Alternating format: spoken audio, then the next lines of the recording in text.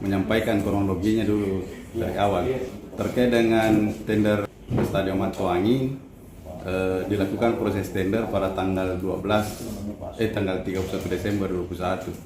Jadi tender ini tender dini mendahului pengesahan anggaran. Nah, ini tender prakualifikasi, jadi dokumen kualifikasi dulu dinilai. Kemudian yang mendaftar sendiri 101 penyedia yang mendaftar. Tapi yang memasukkan dokumen kualifikasi hanya 3 peserta. Jadi 3 peserta yang lanjut dinilai.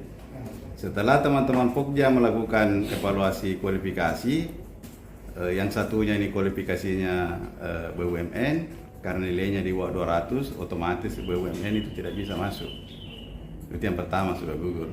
Yang satunya ini kualifikasinya kecil, dia hanya mampu mengerjakan sampai dengan 15 miliar, otomatis satu yang lulus kualifikasi.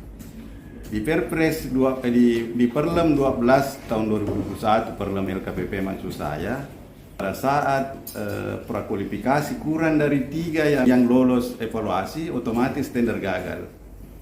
Kemudian tender gagalnya itu, tindak lanjut dari tender gagal itu akan dilakukan tender ulang.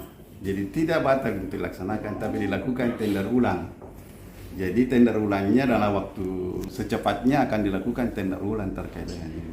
Kalau saya analogikan, kalau main bola orang, kalau 2 kali 45 menit tidak ada menang, dilanjutkan dengan penambah waktu 16, kalau tidak. Kalau final ya? Iya, final.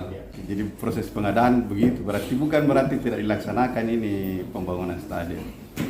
Iya, saya kira itu secara singkat kronologisnya di kami terkait dengan tender Stadion Matuangi.